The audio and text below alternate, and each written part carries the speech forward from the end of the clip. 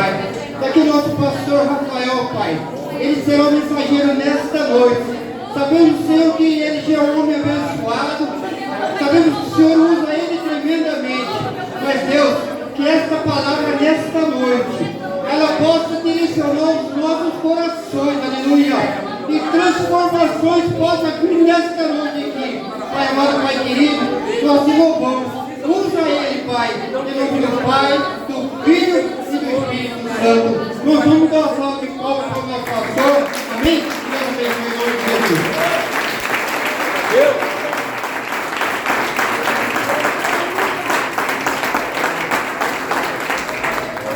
Aleluia. Glórias a Deus.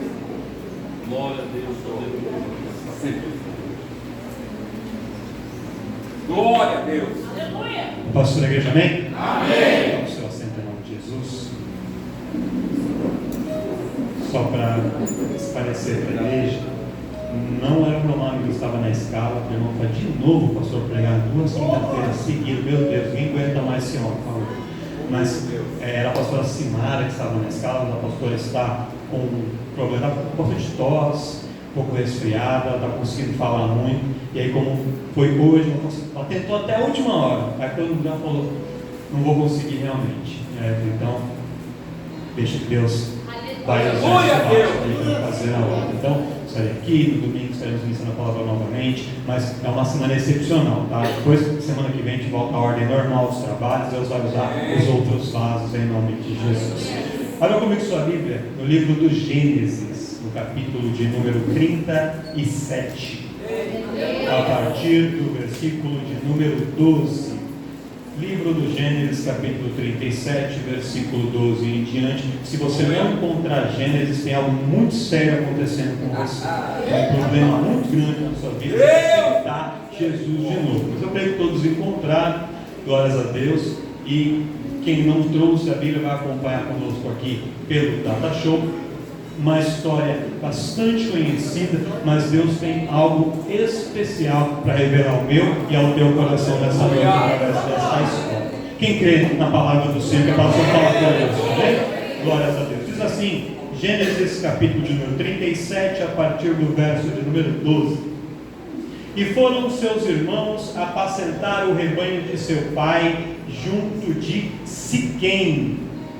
Disse, pois, Israel a José: não apacentam os teus irmãos junto de Siquém?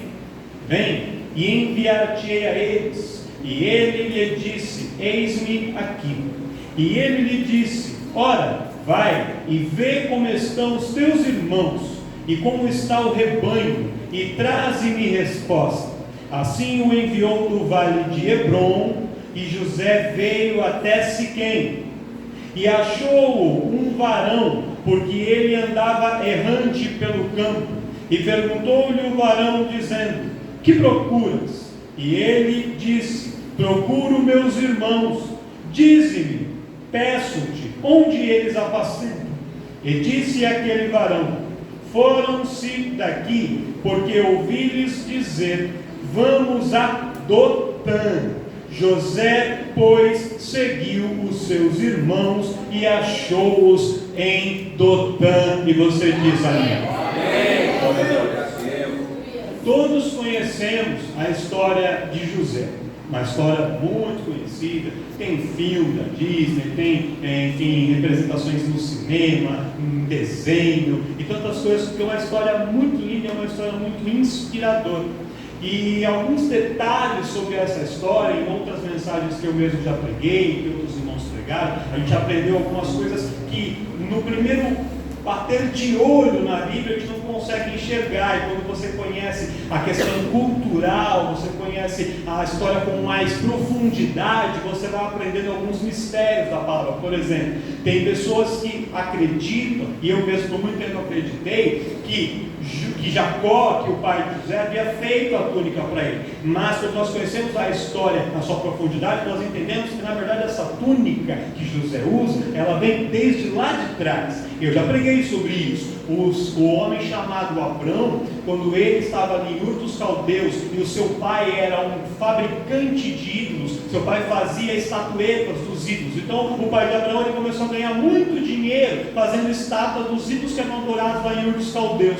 E Abraão não acreditava naqueles ídolos, e ele zombava do seu pai. E ele dizia assim: pai, como é que pode? Você mesmo pega madeira, você esculpe esses ídolos, você faz essa estátua e coloca ela aqui, você vende essa estátua por 10 ou 20 ou 50 moedas, e depois você vem e se prostra diante dessa mesma estátua que você fez. Como é que você pode adorar um Deus que você mesmo criou com as suas mãos? E o pai de Abraão, então, ali, irado com ele, em certo momento, para poder expor o seu filho, ele faz uma túnica, e aquela túnica toda feita de retalhos, de remendos de panos coloridos. Ele fala para que Abraão vestisse aquela túnica e andasse pelo meio da cidade, e as pessoas que sabiam daquela rixa familiar entre Abraão e seu pai, e que viram aquele moço andar com aquela túnica não era símbolo de honra, pelo contrário, era símbolo de vergonha. Quando o pai de Abraão põe nele para se vestir com uma túnica colorida e faz um andar pelo meio da cidade, ele estava dizendo: aí vai um palhaço andando pela rua, alguém que não acredita no poder dos deuses, alguém que não acredita no que os deuses podem fazer. E aí o Deus verdadeiro fala ao ouvido de Abraão e fala: Abraão, o seu pai pode não te entender, as pessoas ao teu redor podem não te entender, e é por isso, Abraão, que talvez no meio deles não vai ter como eu operar na tua vida aquilo que eu preciso operar. Então Abraão, vai chegar no tempo, sai do meio da tua terra e da tua parentela e vai para um lugar onde eu te mostrarei, porque aqui no meio dessas pessoas não tem como eu operar, mas eu vou te levar para um lugar onde eu vou cumprir sobre a tua vida todos os meus planos e as minhas promessas, e eu vou fazer, Abraão, em ti e a partir de ti uma grande nação, porque você, no meio daqueles que se corromperam, ousou seguir a palavra do Deus verdadeiro e adorar o Deus verdadeiro. Você será o ponto de partida, você será a raiz, você será o primeiro, e a partir de você eu vou formar um povo escolhido para mim, um povo que vai me adorar em espírito e em verdade. E Abraão então vai, e ele vai levando aquela túnica, e aquela túnica para Abraão era como um tesouro que ele guardava. O seu pai criou a túnica e fez uma túnica de mangas talares, de mangas compridas, para que cobrisse todo o seu corpo e que ficasse ainda mais colorido, para fazer Abraão de palhaço, para fazer Abraão de bobo. E ele guarda aquela túnica. Quando ele está para morrer, um pouco antes, ele deixa aquela túnica para o seu filho Isaac. Isaac então herda aquela túnica. Quando Isaac morre, ele deixa a túnica para Jacó, e Jacó então guarda aquela túnica. Quando José nasce, Jacó olha e fala assim: de todos os meus filhos eu tenho 12, mas de todos tem um que merece conhecer essa história de uma maneira diferente. E ele traz José para perto de si, e ele conta assim: José, por um tempo o seu bisavô, ele foi humilhado, as pessoas olhavam para ele e zombavam dele nas ruas, mas hoje ninguém mais zomba do nome de Abraão, porque quando Deus pega alguém, a pessoa pode estar embaixo, mas Deus tira quem está embaixo e coloca ele para estar em cima. Deus tira da camarada, sube alguém que foi feito de palhaço, que muitas vezes é pisado, que muitas vezes é humilhado, e escreve o nome dele na história como um vencedor, como uma conquistadora, como alguém que é uma referência no meio da sociedade. E ele conta aquela história para José, e fala: José, se por um tempo essa túnica era símbolo de vergonha, hoje ela é símbolo de honra, e eu quero passar ela para você, porque foi através dessa túnica, ela foi o ponto de partida, ela foi a gota que transbordou o copo, ela foi o motivo do seu avô ter brigado, seu bisavô ter sido expulso de casa, e a história toda começou com ela. E a história que começou com essa túnica vai ter sequência com você a partir dessa mesma túnica.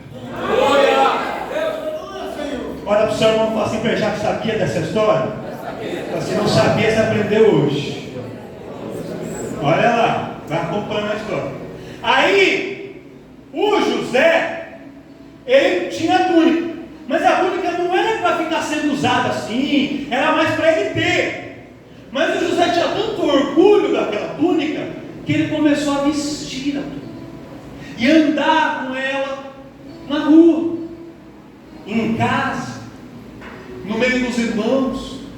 E os irmãos de José sabiam o que aquela túnica significava, o que ela representava. Ela representava que para o pai de José, para Jacó, José era o filho que daria continuidade no projeto de Deus naquela família. E aquela túnica era um símbolo de que José era um escolhido, de que José ele era dentre todos alguém especial. Mas é interessante que a gente vê um pai dando uma preferência para um filho, e quando um pai faz isso, tem algo de negativo, você cria uma divisão no meio da família. Quando um pai faz uma festa para um filho no aniversário, e no aniversário do outro ele não faz, fica bom, o clima não fica. Quando o filho faz 18, ele vai dar um carro, para o outro ele não dá, como é que fica? Paga uma viagem para um, não paga uma viagem para o outro, como é que fica? Fica complicado. Só que, quando Jacó faz isso, Jacó estava apenas materializando em ações o que Deus já havia determinado lá no céu. Porque para Deus, José era o filho especial. Oh, aleluia. E Deus dá a José sonhos. E José tem 2 sonhos. 2. Primeiro sonho de José. Ele falou, a gente estava no campo, trabalhando, cortando trigo, fazendo os molhos ou os feixes. Não é molho, viu, irmão? Molho é que você põe no macarrão. São molhos. São molhos. Os molhos ou os feixes de trigo. Nós amarrávamos os feixes de trigo. E aí cada um de vocês amarrava um. E eu também amarrava o meu. E aí os feixes de vocês se curvavam, se prostravam, se dobravam, e o meu feixe ficava de pé. Os seus feixes se prostravam diante do meu feixe. E aí os irmãos falam assim, então você está querendo dizer que nós vamos se dobrar para você? Que nós vamos se curvar para você? E os irmãos ficaram indignados. Só que não parou por aí. Deus dá a José um segundo. E qual é o segundo sonho? José falou assim, eu sonhei. E eu via o sol, a lua e 11 estrelas. E essas 11 estrelas, o sol e a lua se curvavam perante mim. E o sol representava o seu pai, a lua representava a sua mãe, e as 11 estrelas representavam os seus, e todos se curvavam a ele, José.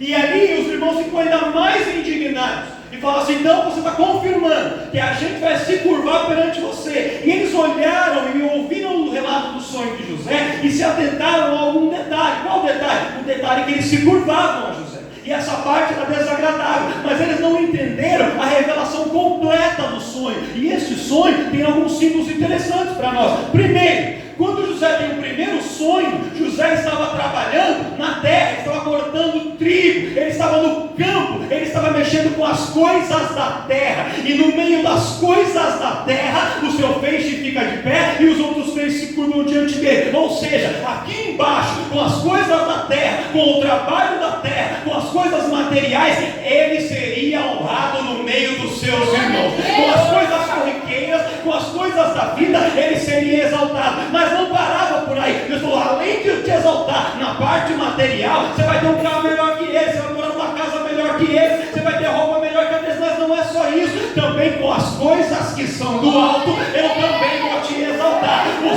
sol, a lua e as 11 estrelas, não, o trigo está na terra, o sol, a lua e as 11 estrelas estão no céu. Há coisas que são da terra, e na terra Deus vai te exaltar, mas tem coisas que são do alto, e nas coisas do alto Deus também quer exaltar e quer honrar e abençoar a tua vida. Quem recebe a bênção de Deus?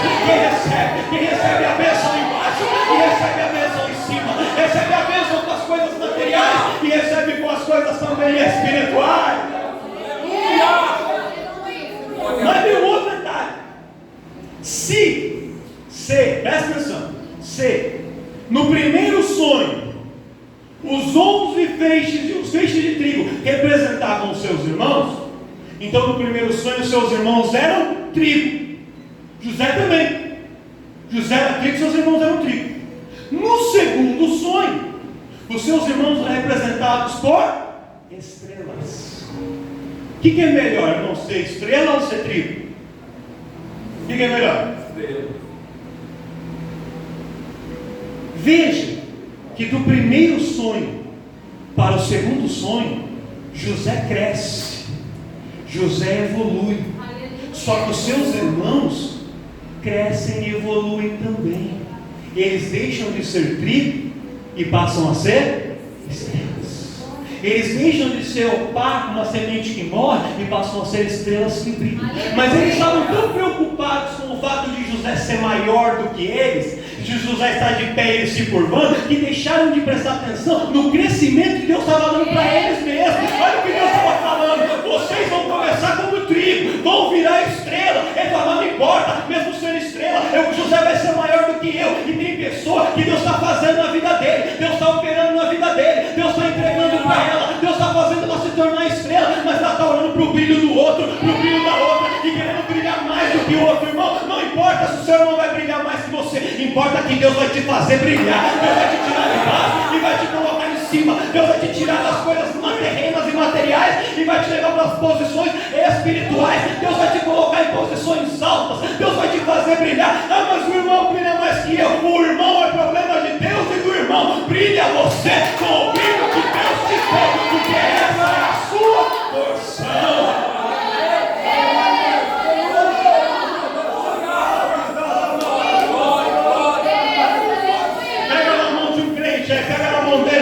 Não se preocupa com o meu brilho, não.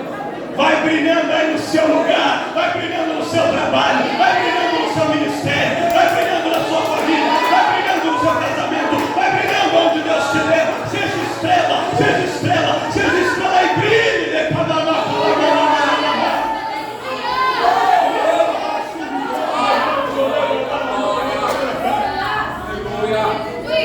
Não são só as mulheres que brilham, não, viu?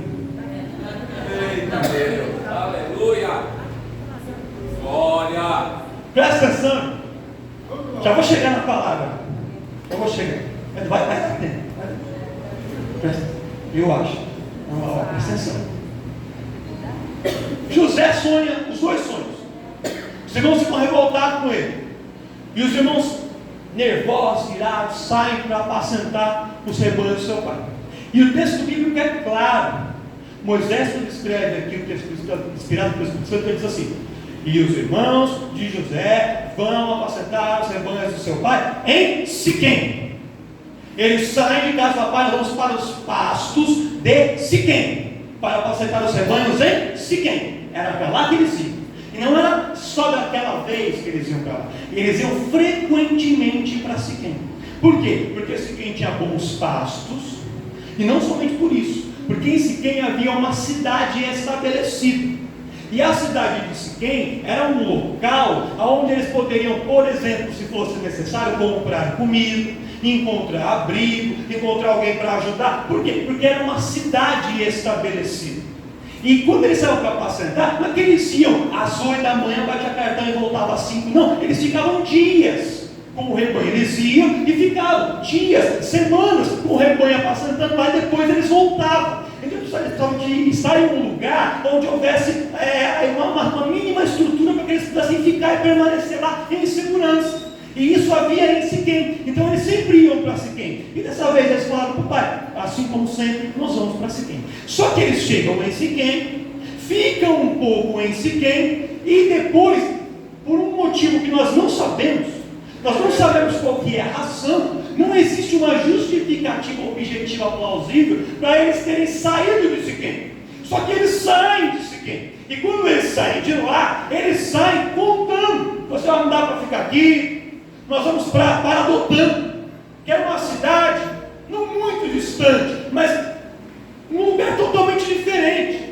Dotã não era uma cidade grande, Dotã era uma cidade muito mais acanhada, uma cidade pequena, uma cidade onde havia muitos salteadores, muita confusão, muita briga em Dotã, e eles iam para Dotã. E as pessoas ao redor ficaram sabendo que aqueles moços que sempre iam apacentar os rebanhos em Siquém, naquele dia saíram de Siquém e foram para Dotã. Aí o pai de José, sem saber de nada, não havia WhatsApp, celular. Porque hoje, quando o filho quer ir para um lugar, depois ele não consegue vai para outro, o que ele tem que fazer? Tem que avisar o pai: olha pai, eu falei que eu ia para tal lugar, mas agora eu fui para outro. Tem que avisar ou não tem que avisar, pai? Sim. Amém. Glória. E a esposa também. Glória. E o esposo também. Tem que avisar. Mas naquele tempo não tinha como avisar. Então eles foram. Aí o pai fala assim: José, leva aqui uma comida, vai lá encontrar os seus irmãos, veja se está tudo bem, traga notícias dele para mim. E José vai. Para onde que José vai? Para Siquém, porque era onde estavam os seus irmãos. Quando José chega em Siquém, ele começa a procurar daqui, procura dali, e não encontra os irmãos. E aí um varão vai ao encontro de José, vendo que ele estava aflito, procurando pelos seus irmãos, e diz: o que você está procurando? O que procuras? O que buscas? E José fala assim: estou procurando os meus irmãos. Eles sempre vêm aqui para apacentar, mas agora eles não estão. Me diga onde estão os meus irmãos. E aquele varão diz assim: os seus irmãos disseram: sairemos de Siquém e iremos para Dotã. E aí o que José faz? Ele podia ter voltado para casa, sim ou não? Podia ter ficado em Siquém e passado um tempo mais quando os irmãos voltavam, sim ou não? Mas ele vai ao encontro dos irmãos em Dotã. E aí quando ele chega em Dotã, o que acontece? Os irmãos irados com ele, vêm ele chegando de longe e falam assim: lá vem o sonhador mor. E aí eles pegam José, arrancam a sua túnica e começa um debate muito grande, porque Simeão queria matar José. Rubem, por outro lado, fala assim: não, a gente só vai dar um susto nele, ele já tomou o susto que deveria, vamos devolver ele para o pai. Mas aí Judá fala assim: nem uma coisa nem outra, a gente não pode matar, porque afinal ele é carne da nossa carne, sangue do nosso sangue. Mas devolver ele para o pai, ele vai denunciar a gente para o pai, vai ficar ruim para nós. Então vamos deixar ele aqui dentro dessa cisterna, dentro desse poço. E aí quando José está no poço, o que é que acontece? Passa por aquele lugar uma caravana de midianitas. E aqui é que entra a palavra de Deus para mim e para você. Aleluia. Vai para o seu irmão, para se segura aí. Vai começar agora o negócio. Presta atenção, irmãos. Os irmãos de José sempre iam para Siquém. Se eles tivessem ficado em Siquém, como era o plano deles, e José tivesse encontrado os irmãos em Siquém, e os irmãos tivessem pegado José em Siquém, teriam jogado ele dentro de uma cisterna ali naquela cidade de Siquém, sabe o que ia acontecer? A história dele terminaria ali em Siquém. Porque como Siquém era uma cidade grande, havia em Siquém alguns centros comerciais. Então as caravanas de comerciantes que vinham de outras cidades, quando eles chegavam em Siquém, eles paravam em Siquém para vender todas as mercadorias. Siquém era ponto de venda de mercadorias. Os comerciantes chegavam lá com as suas, tudo que eles tinham comprado de especiarias, com camelo, com tapete, com roupa, com perfume, com qualquer coisa, parava em Siquém e vendia tudo em Siquém. Se José estivesse em Siquém, os mercadores que teriam encontrado José não iam ligar para ele, porque eles não estavam comprando nada em Siquém, eles estavam vendendo em Siquém. Quando os irmãos, por alguma providência divina, porque eu creio que não existe coincidência, Deus agiu e falou para eles: sai daí de Siquém e vai lá para Dotã. E os irmãos vão para Dotã. Quando eles chegam, Dotã é uma cidade pequena, só ponto de parada para descansar e tomar um pouco de água e seguir viagem. E quem passava por Dotã estava vindo de Gileade, com as especiarias de Gileade, parava em Dotã para descansar e seguia a viagem até o Egito. Aqueles mercadores midianitas estavam indo para o Egito, e o sonho de Deus na vida de José, para se concretizar, necessitava que José chegasse até o Egito. Então quando Deus tira os irmãos de Siquém e leva os irmãos para Dotã, os irmãos não sabiam o porquê, José não entendeu o porquê, mas era Deus pegando o mapa da geografia, olhando a história e dizendo assim: não, se ficar aqui em Siquém, a história termina aqui, mas a história não vai terminar aqui, a história vai continuar. Eu tenho um plano, eu tenho uma promessa, eu tenho um projeto, e esse projeto vai se cumprir, é lá no Egito. Para esse projeto se cumprir, vai ter que ir para o Egito, e para ir para o Egito, os mercadores vão ter que pegar José em Dotã. Então eles vão até Dotã, sem saber o porquê foram, sem entender porque Deus levou eles até lá. Mas Deus faz assim, Ele não explica, Ele não dá justificativa, Ele somente age. E quando eles chegam em Dotã, José fica na cisterna em Dotã, ele é comprado em Dotã e é levado para o Egito. E aí todos conhecemos a história, ele chega lá como escravo e se torna governador do Egito, porque Deus tinha um plano, porque Deus tinha um projeto. projeto, mas para Deus cumprir o projeto, era necessário Ele controlar os caminhos, Ele mudar as rotas, Ele mudar a direção. E Deus me trouxe aqui nessa noite para te dizer que a promessa de vitória que Ele tem para a tua vida, Ele vai cumprir. Mas muitas vezes você não entende por que você está nessa empresa, por que você está nessa escola, por que você mora nesse bairro, por que você veio para essa igreja. Você queria estar em Siquém, mas você levou para Dotã. Por que você foi parar em Dotã? Porque Dotã é só uma parte do seu caminho, é só um ponto de parada para você chegar aonde Deus quer te levar, para o cumprimento da promessa que Ele tem na sua vida.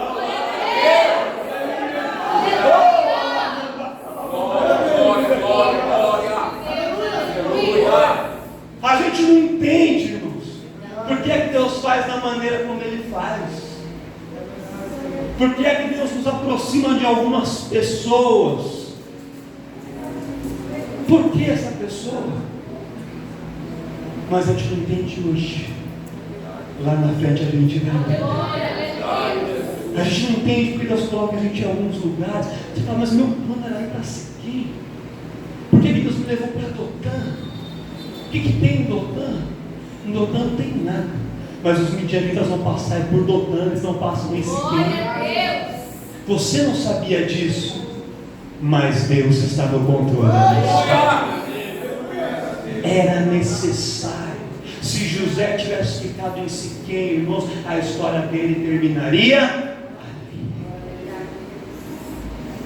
Meu Deus, é verdade. Mas Deus ainda tinha muita coisa para fazer na vida de José. Talvez você não entende porque Deus te mudou de emprego, de lugar, de casa, de situação. Por que Deus fez esse rebuliço? Mas Ele ainda está no controle da história. Veja isso. Vou encerrar aqui. Falei que ia bater? Aleluia! Presta atenção.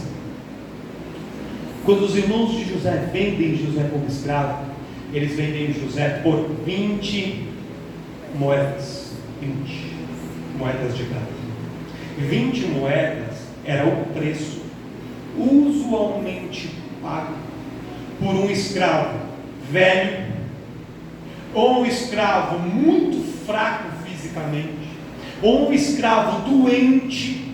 Era um escravo que não valia. Para os irmãos de José, o valor de José era nada. Só que quando os midianitas compram José, eles chegam com José no Egito, e no Egito havia alguns mercados de escravos. Não era só um, tinha vários. É que você vem aqui, tem os mercadinhos, tem a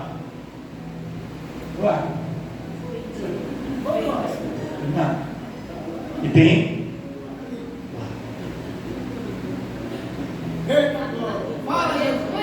olha para o seu irmão, você entendeu, né?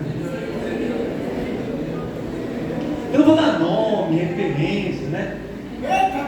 Mas tem. Você acha que Potifar, cara importante da realeza egípcia, ele ia na quebrada para fazer compra? Você acha que ele escolheu um escravo em qualquer lugar? Ele foi escolher escravos, quando ele foi comprar um escravo para sua esposa, para trabalhar na sua casa, no melhor mercado de escravos do Egito, onde os escravos eram vendidos por 300, 500, 600 moedas. Pastor, eu estou entendendo. É só modo de economia, de finanças? Não, não é isso. Para os irmãos de José, José não tinha valor. Deus tirou ele do meio das pessoas que não davam valor para ele e levou ele para o meio de pessoas que enxergavam o valor que ele verdadeiramente tinha. E muito mais. Deus falou assim para você: você pensa que você vai para Siquém, só que eu vou te tirar de Siquém, vou te levar para Dotã, porque eu vou usar essa estratégia para te tirar do meio de pessoas que não te valorizam, que não te reconhecem, para poder colocar no meio de pessoas que vão olhar e dizer: esse aí tem valor, essa aí é importante, essa aí é especial. E no meio das pessoas que eu vou te colocar, Deus vai usar essas pessoas para poder te colocar mais perto do lugar aonde Deus vai usar a tua vida para operar milagres e fazer sinais e maravilhas. Você pode ter passado por momentos de humilhação em que ninguém vê valor em você. Esse tempo de Siquém está chegando no final, e o tempo de Dotã está chegando, em que Deus vai te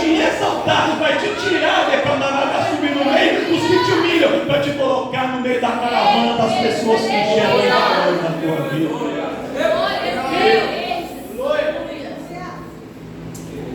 E eu vou encerrar aqui.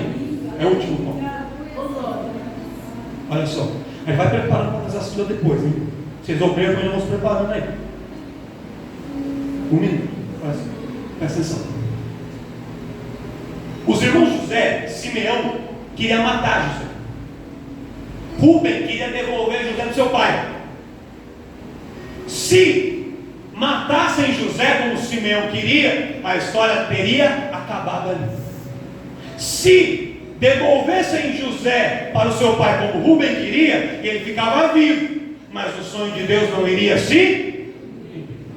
Para que o sonho se cumprisse, teve que ir para Dotã, teve que entrar na cisterna, teve que ser vendido para os midianitas e teve que ir para o Egito. Às vezes, irmãos, tem pessoa que quer te prejudicar, quer te matar. Deus não vai permitir. O outro quer te ajudar, ele gosta de você, ele se importa com você, quer te ajudar, mas às vezes na ânsia de ajudar, no desejo de ajudar, vai te ajudar da maneira errada, vai fazer coisa para você que não está no plano e no projeto de Deus. Quando Deus está no controle, Ele é quem pega na mão, Ele é quem direciona, Ele é quem pega o mapa, Ele é quem cuida de cada caminho. Então Deus não vai te entregar nem na mão de Simeão que quer te matar, nem na mão de Rúben que quer te proteger demais de todas as coisas. Deus vai fazer com que a tua vida seja um espelho da glória dele. Às vezes é necessário passar por Dotã, às vezes é necessário passar pela cisterna, às vezes é necessário ir para o Egito, mas é lá no Egito que Deus vai exaltar e vai cumprir a promessa